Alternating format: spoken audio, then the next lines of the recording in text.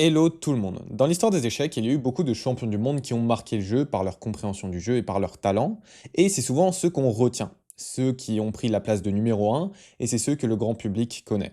Cependant, il y a des joueurs qui auraient dû mériter de devenir champion du monde, mais qui ne le sont malheureusement pas devenus. Aujourd'hui, j'aimerais vous raconter l'histoire de Paul Keres, l'un des joueurs du 19e siècle, du 20e siècle, pardon, qui a été l'un des plus influents et l'un des plus forts, qui aurait dû devenir champion du monde à multiples reprises, mais qui a malheureusement été considéré comme l'éternel second. C'est littéralement son surnom.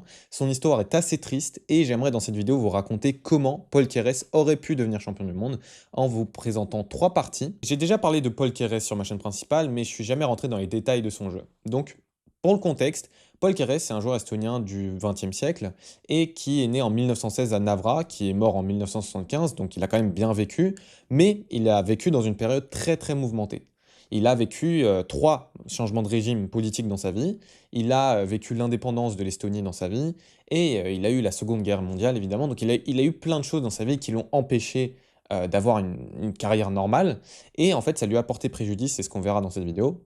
Et en fait il a été l'un des joueurs les plus influents, notamment pour sa victoire au tournoi Avro de 1938. Le tournoi Avro, c'était un tournoi de 8 personnes qui a été longtemps considéré comme le plus dur tournoi de l'histoire des échecs, parce qu'il y avait de multiples champions du monde et que des joueurs exceptionnellement forts pour l'époque.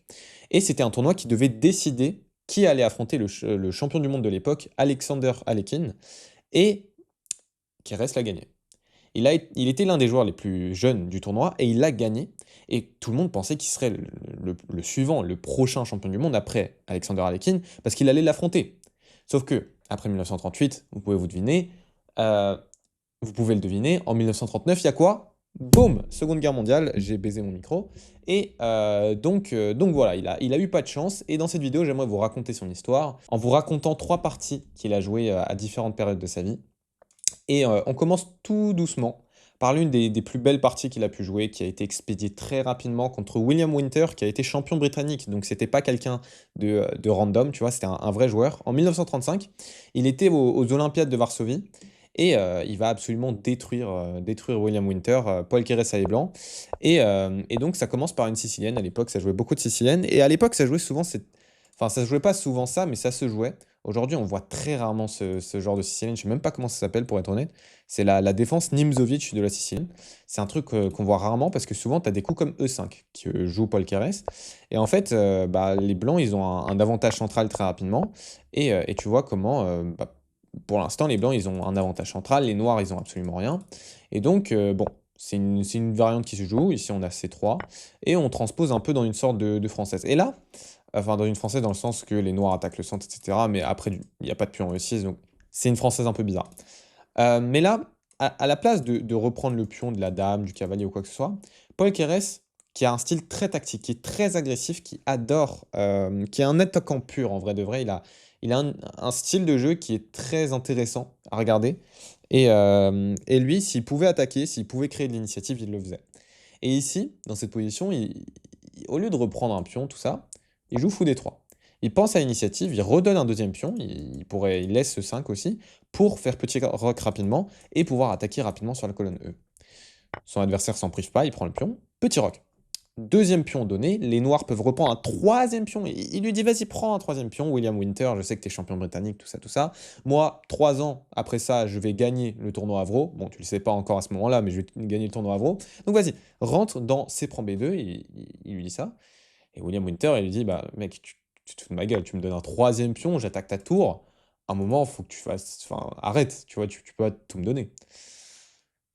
Mais Paul Keres lui dit, vas-y, assume les conséquences de tes choix, maintenant j'ai une tour en B1, et t'as passé quand même 1, 2, 3 temps pour manger des pions. Moi j'ai mon roi développé, enfin j'ai mon roi roqué, j'ai mes pièces, toutes mes pièces sont développées, j'ai juste à mettre une tour en E1, j'ai juste à prendre là, et ton roi est au centre. T'as aucune des pièces qui sont développées. Donc, ouais, prouve-moi que c'est du bluff. Tu vois, l'ordinateur, il dit que c'est déjà plus 1,8. Et seulement s'il trouve la bonne continuation. Et la bonne continuation, c'est surtout pas D, prends E5. Pourquoi?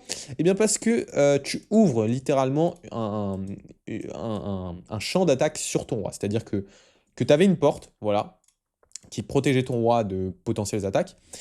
Et il l'ouvre. Voilà, il l'ouvre directement. Et Paul Keres, bah, maintenant, il a la colonne E. T'as pas fou E7 parce que j'aurais fou prend et je te déroque quand même. Et donc fou D6. il se dit: «Bah, je vais pas me faire déroquer, j'attaque le cavalier et je vais pouvoir faire roc». Tu vois? Il s'est dit, sûrement que, je pourrais jouer, après que le cavalier revient, bah, juste je fais petit roc et j'ai quand même 2 pions de plus, tu vois? Et donc, il s'est dit ça, mais ici, il avait sûrement pas anticipé le coup de Kérès.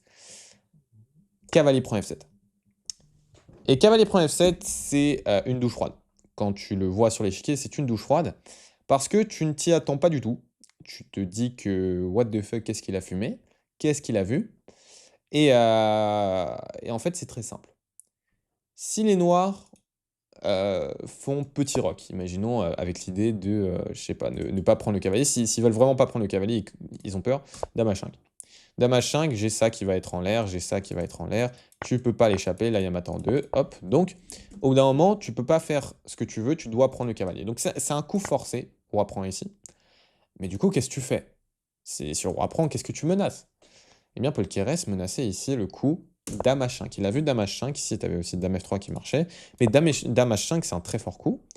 Parce que les noirs, ils sont bloqués. S'ils reviennent là, il y a mat, enfin il y a échec, puis dame prend C8, puis mat. Et si tu reviens en F8, ici, c'est encore plus triste parce que j'ai ça qui va être menacé. Donc en fait, il a plein de menaces ici. Il peut pas juste laisser le roi revenir en arrière parce que la dame ou la tour va s'infiltrer. Et donc, il décide de jouer plutôt G6 ici. Et, et si tu fais pas trop de tactique, tu as l'impression que G6 ça défend. La dame est attaquée. Si je reviens, ça a l'air d'aller. Je peux jouer un coup comme fou F5. Sauf qu'ici, il faut faire un peu de tactique, il faut être assidu, il faut voir le coup fou prend G6, échec. Très joli coup, Paul Keres qui rentre dedans, hein. Vraiment, il a joué 1, 2, 3, 4 coups d'initiative, 5 coups. Là, il reprend une tour, il prend du matériel, mais c'est pire que ça. Là, il va menacer des mats, il va menacer dame F6. Et son adversaire, il doit jouer fou F5, il avait son fou attaqué. Mais Keres, il joue tour E1. Il donne pas un échec, tu vois. Il donne pas échec. Paul Keres, il est très très propre. Il donne pas échec, qui serait un coup raisonnable. Sauf qu'après, roi G8, tu menaces pas grand-chose. Enfin, le temps que tu joues tour là, il y a l'ordinateur dit fou F8 est très très fort. Donc, en fait, je vais empêcher roi ici ou roi là en jouant d'abord tour E1. Et maintenant, fais quelque chose. Tu peux pas bouger ton cavalier parce que je pourrais prendre ta tour de 1, mais il y a même ma tour en 2 en fait, je me dis à l'ordinateur.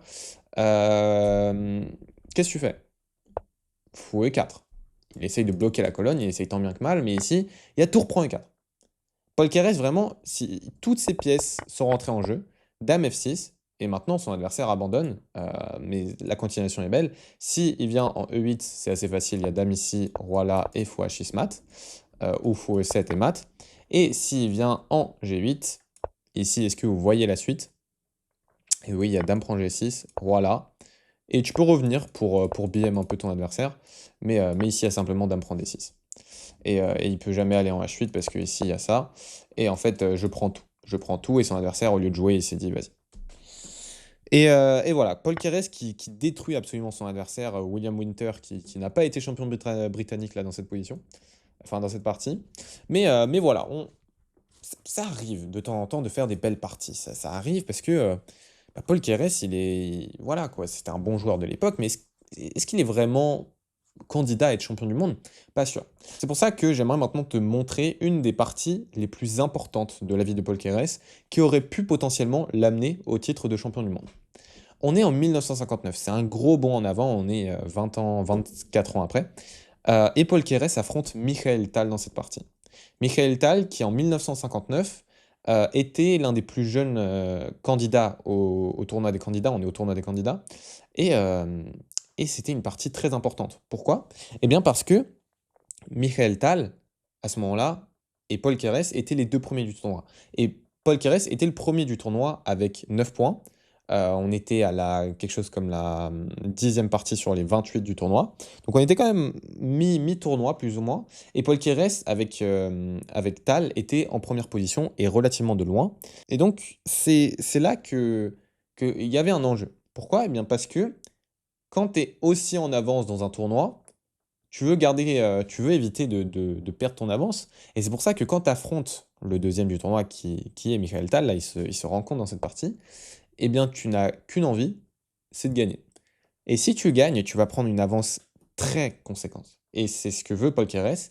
Et donc, ici, Paul Keres et Michael Tal jouent une partie, et jouent une partie très dynamique parce que ils vont commencer à rentrer dans les complications très rapidement.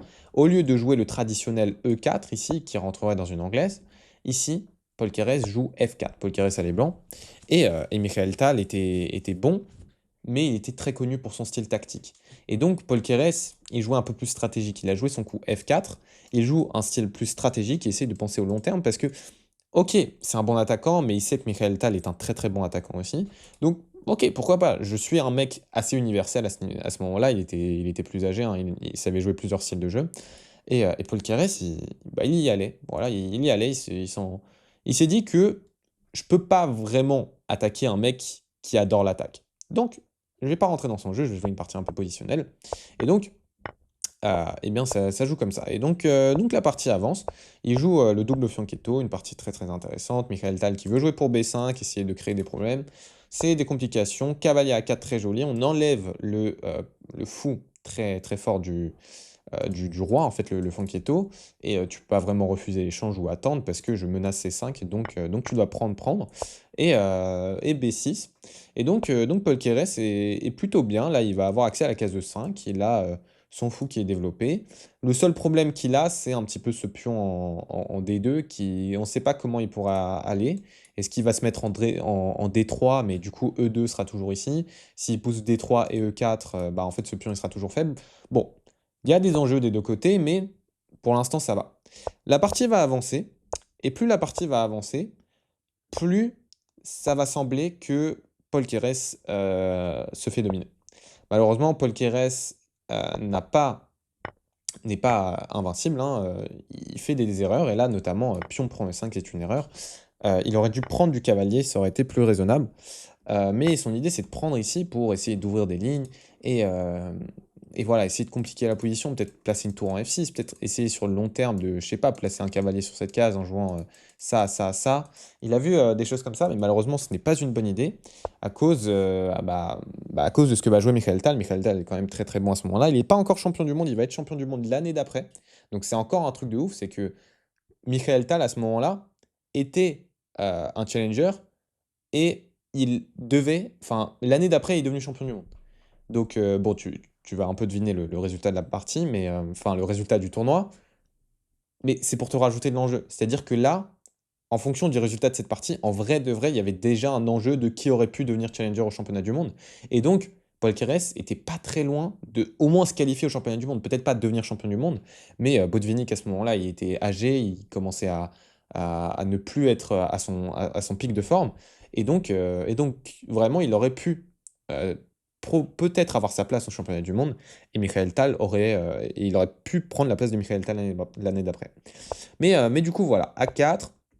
Et en fait, la partie avance et on voit que Michael Tal, il est bon en attaque, mais il est aussi bon stratégiquement. C'est-à-dire que là, il joue Dame C7. L'idée, c'est qu'il attaque ce pion. Tu peux jamais vraiment bouger ce cavalier parce que je vais le prendre. Et en fait, Michael Tal va jouer pour C4. Et en fait, si tu fais un peu n'importe quoi, C4, imagine une finale un peu comme ça. Les blancs, enfin les noirs, ils sont toujours un peu très contents. Et si ça marche pas pour des raisons enfin, tactiques, mais tu as toujours un pion en B4 qui va être très très fort, A4 qui va être une faiblesse facilement attaquable. Et voilà, donc ça c'est l'idée enfin, l'idée de Michael Tal. Et en fait, Keres a un peu de mal à y répondre. Et il joue Dame B2, il essaie de se défendre, mais malheureusement, voilà, Michael Tal qui rentre dedans, il a infiltré sa dame. Et cavalier D4, mais c'est un peu trop tard, là, Michael Tal, il commence à rentrer. Et donc, il semblerait que Keres soit en train de perdre et qu'il va perdre cette partie. Sauf que Keres est aussi un très bon défenseur, quelqu'un qui n'abandonne pas très rapidement. Et en fait, il joue x6. Il essaye de trouver des ressources, il essaye d'attaquer la tour, parce que si la tour recule, maintenant j'ai des coups comme tour C1, j'imagine. Et voilà. Mais Michael Tal, fidèle à son style très très fort, trouve une tactique qui est cavalier prend E3. Le problème de cavalier prend E3, c'est que si tu prends, tu vas te prendre dame ici, attaque le fou et attaque le mat. T'as pas 20 000 choix possibles. J'imagine que roi H2, roi H2, mais j'avais joué tour G2, mais je suis un ouf. Je sais pas pourquoi je suis fatigué. Vraiment, il fait 35 degrés, je ne vois absolument aucun truc. Et vous allez me permettre un truc, c'est que je vais boire de l'eau. Voilà. Mm. Vraiment, je n'arrive pas à calculer quoi que ce soit aujourd'hui, c'est une folie.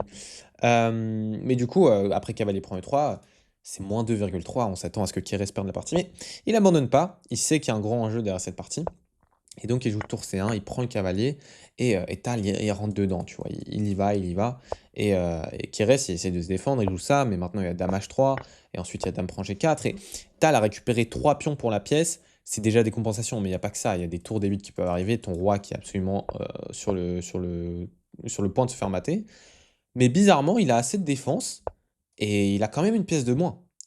Tal a quand même une pièce de moins et il aura beau essayer de faire ce qu'il veut, s'il ne récupère pas ce matériel au bout d'un moment, il a toujours sa tour en l'air, by the way, hein, c'est très drôle, mais tant qu'il fait pas attention, Kérès peut se défendre. Donc il prend C1, ce qui est déjà un pas en arrière, c'est déjà pas un très bon coup. Là, il aurait dû jouer Dame H2, garder les pièces sur l'échiquier, et après un coup comme Roi D3, là, il aurait Dame prend B2, pardon. Donc oui, vraiment, quand je vous dis que je peux rien calculer, c'est vraiment une folie.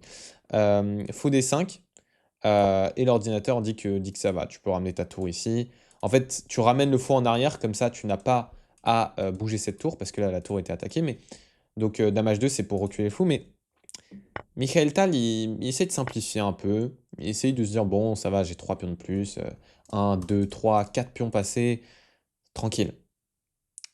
Mais Dame G2, fou E2. C'est pas si simple maintenant. Maintenant, t'as pas assez de matériel qui m'attaque. J'ai un cavalier fort, j'ai une tour forte, j'ai un truc là qui peut rentrer. Euh, Ouais, ok, t'as 3 pions de plus, mais Tal, faut qu'à un moment tu gagnes la partie, non? Et Tal, bah, il essaye. Maintenant, il se dit, putain, peut-être que j'ai fait une erreur, peut-être que j'aurais dû ne pas faire ça. Et il joue là. Il échange les dames. Il est un peu contraint d'échanger les dames parce que s'il bougeait cette dame ici, par exemple, il y avait dame C8 gagne la tour. Donc il peut pas faire ça. Il doit un peu échanger les dames et ça arrange Paul Keres. Parce que moins il y a de matériel sur l'échiquier, moins il a de chances de se faire mater. Et maintenant, c'est sûr qu'il va pas se faire mater. Là, ça va être une finale. Et c'est pas une finale claire. C'est ok, il y a 3 pions pour la pièce, donc c'est censé être égal sur le papier, mais c'est pas clair. Si j'arrive à te gagner ce pion, j'ai gagné ce pion directement. Donc, je vais gagner 2 pions si j'arrive à gagner ce pion. En plus de ça, ce pion il bloque celui-là, et si j'arrive à planter un cavalier en F6, tu peux avoir quelques soucis. Donc, ok, on va voir comment Paul Keres va essayer de sauver ça. C'est pas clair, mais il avance, 4, il enlève le fou, il ramène le roi, qui joue fou D3, et là il pousse le pion. Et là, ça c'est une première imprécision, parce que après le coup de tour F1, en fait, ce pion va aller nulle part. Tu l'as mis sur case blanche, cool, mais tu peux pas vraiment défendre ce pion. Là, je me mets juste tour B1, tour prend. Comment tu te défends? Eh bien, Tal, il joue tour C5, il se dit, bon, j'ai joué ça pour pousser tes pièces en arrière. Sauf que bah, cavalier prend, tour prend, et c'est pas un échange équivalent. C'est pas un échange équivalent parce que maintenant j'ai la colonne C. Là où mes pièces étaient inactives quelques coups auparavant, t'aurais pu juste attendre, ramener ton fou ici, attaquer ça, enlever ce bloqueur des cases noires qui est très très fort. Ici, tu décides de jouer tour ici et de me donner la colonne. Et en fait, si je gagne ce pion, j'ai un pion passé éloigné. Ok, t'as toujours 3 pions de plus, mais ton fou il est enterré maintenant, il sert à rien. Et là, bah, tour H5, bah, tour C7, je m'infiltre. Et là, on commence à vraiment voir le problème. Il ramène roi F6, mais ici, cavalier C5. Tal oublie totalement que cavalier C5 est extrêmement fort. Pourquoi? Parce qu'il enferme le fou. Le fou est enterré, il peut rien faire. Et en fait, là, il y a des raisons tactiques. C'est que l'idée de Kérès, c'est de pouvoir jouer E5. S'il arrive à jouer E5, il peut mettre un cavalier en F6. Et pour jouer E5, il va mettre un cavalier en D7 et soutenir la poussée E5 avec son cavalier en D7. Donc c'est son idée. Il joue roi là, cavalier D7, là, et là il joue tour ici. Et il force un échange de pièces qui avantage Kérès. Pourquoi? Parce que si là tu essayes de défendre ton fou, de garder ton fou, et s'il y a E5 qui vient, si tu viens en D5, là il y a juste tour prend A5, et là tu dois donner le fou, c'est absolument triste. Enfin, en fait tu peux même jouer ça. Et si tu joues roi là, échec. Tu viens là, je prends ta tour, et ça je vais gagner assez facilement. Donc en fait, ici, tu es un peu obligé de rentrer dans cette finale, d'échanger encore une paire de pièces, et en plus de perdre un pion qui est extrêmement important, ce pion A5 qui a empêché le pion de passer. Et en fait, Là où il y a une vingtaine de coups, Michael Tal était complètement gagnant, on va rapidement découvrir que Paul Keres va gagner la finale en échangeant les pièces, en forçant les pions sur case noire, donc ils peuvent plus pousser sur case blanche à cause du fou. Et ça, c'est une finale gagnante parce que le roi est obligé de rester à la défense de ce pion, quand moi je vais aller prendre ce pion-là et pousser à promotion. Et donc, Paul Keres qui gagne une partie hyper importante, une partie qui était extrêmement. Enfin, c'est contre Michael Tal dans le tournoi le plus important, le tournoi des candidats qui permet d'aller au championnat du monde. Et, euh, et il a gagné ce tournoi, malheureusement, enfin cette partie. Et malheureusement, il n'a pas gagné le tournoi. Il a fini. Il a même pas fini deuxième pour le coup. Je suis même pas sûr qu'il ait fini deuxième. En tout cas, ce qui est sûr, c'est il a raté sa deuxième partie du tournoi. Et c'est Michael Tal qui a gagné. Et c'est Michael Tal qui est devenu champion du monde. Et c'est une tristesse absolue parce que, en fait, ok, il a pas mieux joué que Tal dans cette partie. Mais il a gagné une partie extrêmement importante. Il n'était pas vraiment très loin, hein. Si tu regardes, il était vraiment pas très loin. Et Keres n'aura jamais pu, dans sa vie, au moins affronter le champion du monde dans un match en face à face. Il a toujours été dans les meilleurs, il a battu 9 champions du monde dans sa vie, mais il n'a jamais été en championnat du monde. Il n'a même pas eu sa chance. Mais bon, j'ai une partie finale pour vous. Même s'il n'a jamais participé au championnat du monde, il a déjà battu des très bons champions du monde, et notamment Alexander Alekhine, qui était un de ses principaux, enfin, pas rivales, mais une des personnes qu'il aurait pu affronter en championnat du monde, si ce n'était pour la guerre, on est en 1937 dans cette partie, et s'il n'y avait pas la Seconde Guerre mondiale, il aurait affronté Alexander Alekhine en championnat du monde. Et il a battu plusieurs fois Alekhine. Il avait un score plutôt bon contre Alekhine. Et Alekhine, qui était un des meilleurs joueurs du XXe siècle, hein, qui est le seul champion du monde à être mort avec son titre. Donc voilà, une légende du jeu. Mais ça n'a pas empêché Paul Keres de gagner.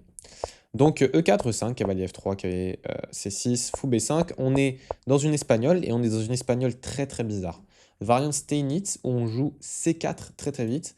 Avec les blancs, on joue rarement C4. D'habitude, on joue C3, D3, puis D4 ou C3, D4. Mais on joue rarement C4. Et l'idée de C4, c'est juste de bloquer D5 et d'empêcher B5 dans certaines variantes et mettre ton fou ici. Et en fait, tu donnes la case D4, mais en contrepartie, les noirs n'ont pas vraiment de jeu. Et donc c'est ce qui se passe. Keres, il joue cette variante, il joue pour D4, il joue fou E3, et bon, ça commence à se complexifier rapidement.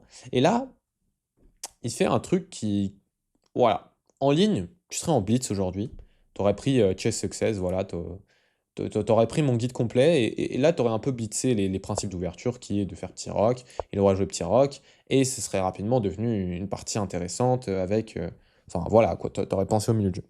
Mais Keres, qui est extrêmement attentif, se pose une question et se dit, attends, il y a un petit problème quand même là. Il y a un petit problème parce que son roi est encore au centre. Et le coup cavalier F6, ça bloque son fou. Donc en fait, si je joue ça, il va être obligé de reprendre du pion.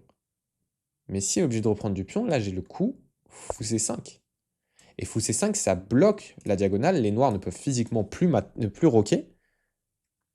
Et en fait, il y a un problème. Et donc Keres, il voit ça, il se dit, Alekhine, comment tu continues là? Comment tu continues si tu veux pas roquer? Si tu m'attaques mon fou, je vais juste reculer en A3, c'est pas grave. Qu'est-ce que tu fais? Alekhine, qui est un des meilleurs joueurs du monde, il se dit, allez, je joue cavalier H5, je vais aller en F4, je vais peut-être aller en E6, chasser ton fou. Je vais trouver un moyen, si à un moment j'ai envie de jouer ça, je jouerai ça. Cavalier D5, qui reste, il y va. Il joue cavalier F4, et se dit que, voilà quoi, il s'en sort. Cavalier prend, cavalier prend. Et E5. Et, euh, et en fait, tu peux pas prendre ce pion. Ton fou est bloqué. Tous les 3 coups là que tu viens de jouer, c'est un, 2, 3, 4 coups. 3 coups que tu as joué là pour ouvrir ce fou, je te le bloque. Et tu peux pas prendre. Vraiment. Parce qu'après, prise, ici j'ai Dame E2 qui est très fort. Et je donne ce fou pour prendre ça, parce que du coup tu vas être déroqué. Et si tu défends avec un coup comme F6, j'ai grand roc. Et là, ce qu'aurait dû faire Alekhine, c'est ne. Enfin là, le clouage est très fort. Si tu joues C6 pour pardon, si tu joues C6 pour t'enlever du clouage, tu vas te prendre ça, le fou qui est en l'air, tu peux pas roquer, maintenant tes pièces elles sont bloquées, je vais prendre ça, et pour un pion, tu as littéralement une avalanche qui arrive. Mais Alekhine aurait dû rentrer dans ça, il aurait dû ne pas avoir peur et juste sacrifier la dame. Voilà. Je t'avoue que c'est assez compliqué de jouer pour ça. Et même l'ordinateur, il est plus si d'accord. Là, il me dit que c'est égal, puis tout d'un coup, il me dit que c'est plus tant égal que ça. Bon, Alekhine, au lieu de jouer ça, il a peur, il se dit bon, je peux pas y aller, je vais perdre ma dame, donc je vais jouer G5. Voilà, je vais enlever ton cavalier de la défense de ce pion, je vais consolider mon pion F4, et voilà. Il n'avait pas anticipé le coup de Kérès, qui est Dame D5. Un très joli coup, qui défend son pion, donc maintenant tu n'as même plus la possibilité de prendre. Et surtout, si tu joues pion G4, je m'en fous de ce cavalier. Maintenant, je vais juste jouer grand roc. Et si tu prends, ici j'ai le coup E6. Et E6 c'est très fort. Si tu prends comme ça, bon, il y a m'attend 1. Si tu prends pas, bah tu meurs. Et si tu prends du fou, échec, prise, et t'as l'impression que tu te défends. Tu reprends ici. Je prends, échec, et tu te fais complètement marcher dessus. Et Kérès voit ça, il voit ce sacrifice de pièces. Et Alekhine, qui est champion du monde depuis 20 ans déjà, là, qui sue. Il sue complètement, il sait pas quoi faire, il joue fou F8 pour enlever ce fou et pouvoir enfin roquer. Mais c'est trop tard. Le temps que tu fasses ça, j'ai fait grand rock. Et maintenant, tu peux même plus bouger ton fou parce que je vais juste prendre, et tu peux pas jouer ça encore une fois pour la même tactique. Et donc, il est bloqué. Il est bloqué, il peut jouer que Dame E7, mais je vais pas te laisser faire grand rock, mon gars. Je vais jouer fou prend C6, fou prend, Dame là, et t'as pas grand rock. Son roi est toujours au centre, et je vais pouvoir prendre ici, et je vais pouvoir jouer H4, et je vais pouvoir mettre un cavalier en décale, et je vais pouvoir jouer ça, je pourrais jouer E6. Kérès est en train d'outplay Alekhine. Bon, fou D7. Cavalier prend G5, magnifique. Bon, évidemment, Alekhine l'a vu, hein, il avait vu quand il a joué fou D7 qu'il y aurait cavalier prend G5. L'idée, c'est quoi? C'est que, évidemment, je peux pas prendre parce qu'il y a mat. Mais ici, l'idée qu'avait Alekhine, c'était de jouer grand roc. Et du coup, il te donne un pion, mais en contrepartie, la grand roc. Et c'est pas une mauvaise idée, parce que l'ordinateur est d'accord avec Alekhine. Alekhine, c'est quand même un très bon joueur, mais il a quand même un pion de moins. Et maintenant, ça va être une finale. Ça va être une finale qui va être très très intéressante, très compliquée. Évidemment, là, tu pourrais penser à plein de coups, tu pourrais jouer à tour 6 et tout.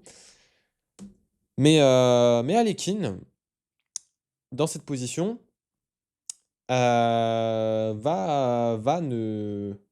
aurait dû peut-être acheter Chess Success, voilà, quand il sortira. Parce que bah, il va jouer Dame B4, quoi.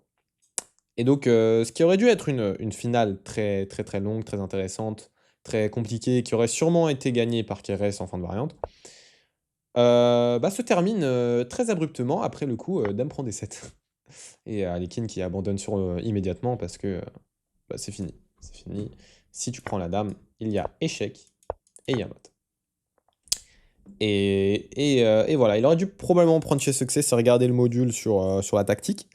Mais bon, je rigole évidemment, hein, ça arrive. Et là, de toute façon, la position est poubelle. Enfin, la position est trop dure à jouer.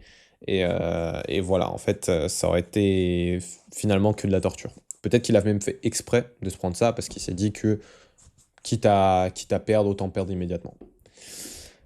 Donc voilà. Donc Paul Keres, qui est un joueur absolument légendaire. Malheureusement, il ne finira jamais champion du monde. Et il a des parties magnifiques, vraiment des parties qui sont très intéressantes et qui méritent toute votre attention. Et à un moment, on l'a interviewé quand on lui a demandé pourquoi il n'était jamais devenu champion du monde. Et il avait dit j'ai juste pas eu de chance comme mon pays, l'Estonie. Parce que l'Estonie, pendant la Seconde Guerre mondiale, elle s'est fait occuper et même politiquement, c'était un fiasco. Et en fait, il n'a pas eu de chance. Il a eu la Seconde Guerre mondiale, il a eu plein de problèmes de régime, il a eu des problèmes de politique aussi. Il s'est fait. Voilà quoi. Malheureusement, on n'aura jamais vu Paul Keres au moins affronter un champion du monde en face à face. Peut-être qu'il n'aurait pas gagné. Et dans ce cas-là, peut-être que.